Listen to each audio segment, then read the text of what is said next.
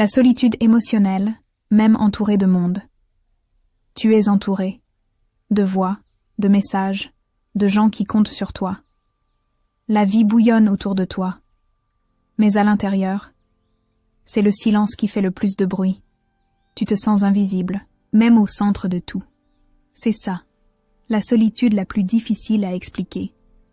Ce n'est pas l'isolement physique, c'est l'absence de lien réel. C'est la sensation que personne ne te voit vraiment, que personne ne te demande comment tu vas, pour de vrai. Et quand on le fait, tu réponds machinalement « ça va », même quand ça ne va pas.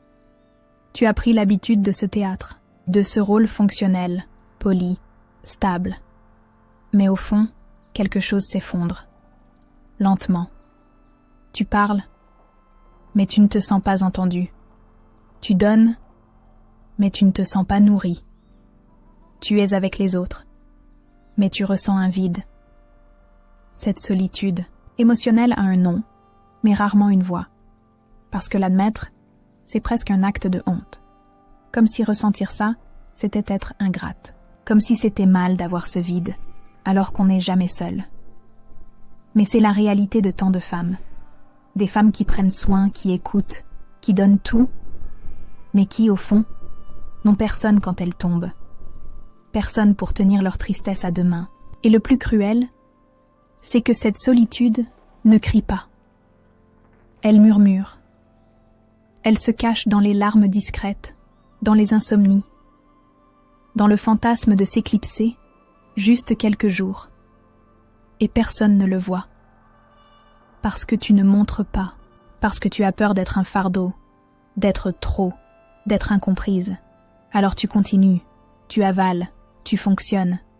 Voilà la solitude émotionnelle, être entouré, et pourtant se sentir seul au monde. Et à force, ça devient normal. Tu commences à douter de toi, à penser que tu exagères, que tu es fragile. Mais non, tu n'es pas trop, tu es profonde. Et être profonde dans un monde pressé, c'est difficile. Peut-être que tu ne sais plus comment créer du lien. Peut-être que tu as essayé. Mais tu n'as pas trouvé de réciprocité. Alors tu t'es replié. Tu as mis un filtre, un sourire, une routine bien huilée. Mais à l'intérieur, il y a toujours une part de toi qui appelle, qui attend, qui espère un vrai regard, une vraie présence, quelqu'un qui te dirait « je te vois ». Cette part de toi n'a pas disparu, elle s'est juste cachée, mais elle mérite d'exister. Tu mérites des relations où tu n'as pas besoin de faire semblant, où tu n'as pas besoin de te minimiser pour être aimé, où ta douleur peut respirer sans être jugée. Mais avant de le recevoir des autres, tu dois te l'offrir à toi-même, te voir, t'écouter, te prendre dans tes propres bras, comme tu rêverais que quelqu'un le fasse pour toi. Ça peut sembler peu, mais c'est immense, parce que quand tu te vois avec sincérité, tu commences à soigner la racine de la solitude, la déconnexion. Avec toi-même, tu as peut-être appris à t'oublier, à ne pas déranger, à faire passer les autres d'abord. Mais tu peux désapprendre, tu peux recommencer, tu peux te retrouver. Tu peux t'asseoir avec toi-même le soir et demander « Qu'est-ce que je ressens vraiment ?»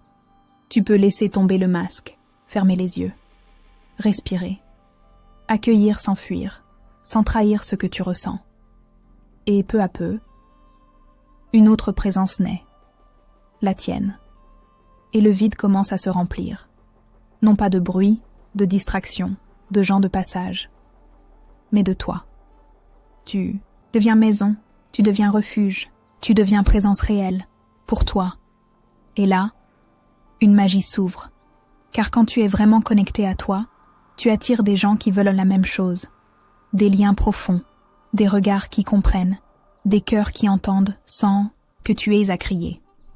Tu n'es pas obligé de continuer comme ça. Tu n'es pas obligé de faire semblant. Tu n'es pas obligé de t'adapter à un monde qui ne t'écoute pas.